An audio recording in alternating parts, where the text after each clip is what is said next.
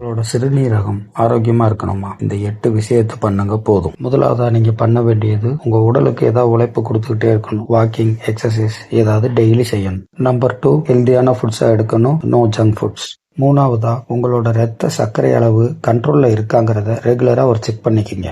நாலாவது கவனிக்க வேண்டிய விஷயம், உங்களோட பிளட் பிரஷர் ரெகுலரா மானிட்டர் பண்ணிக்கிங்க. அதாவது விஷயம், உங்க உடலுக்கு எவ்வளவு தண்ணீர் தேவையோ அதை எடுத்துக்கிங்க. அதை பத்தி ஒரு வீடியோ கீழே லிங்க்ல இருக்கு, வேணா அதையும் பாத்துக்கிங்க. அவ்வளவுதான். புகைப்பிடித்தல் அறவே கூடாது. புகை லங்ஸை மட்டும் பாதிக்கும் நினைச்சுக்கிட்டு இருக்காங்க, கிட்னியும் பாதிக்கக்கூடிய. ஏழாவதா பார்க்க போகுது, ஒரு வலி ஏற்பட்டாலோ எது நடந்தாலோ டாக்டர்கிட்ட கேட்காம மெடிக்கல்ல போய் அவங்களா வாங்கி சாப்பிட மாத்திரைகள், அது எல்லாமே கிட்னியை ஈஸியா பாதிக்கக்கூடியது. அதை பார்க்க போகிறது 2 பாயிண்ட். முதல் விஷயம் என்னன்னா, திடீர்னு உங்கள் உடல் எடை கூடுச்சுன்னா கண்டிப்பா நீங்க செக் பண்ணணும். இரண்டாவது பார்க்க வேண்டியது, நம்ம முன்னோர்கள், நம்ம ஆன்செஸ்டர்ஸ் யாருக்காவது கிட்னி ப்ராப்ளம் இருந்தா நம்மளுக்கும் வர்றதுக்கான வாய்ப்புகள் கொஞ்சம் இருக்கு. ஸோ ரெகுலரா அதையும் செக் பண்ணிக்கிங்க. Healthy life style is equal to healthy kidney. Healthy kidney is equal to happy life. Thank you.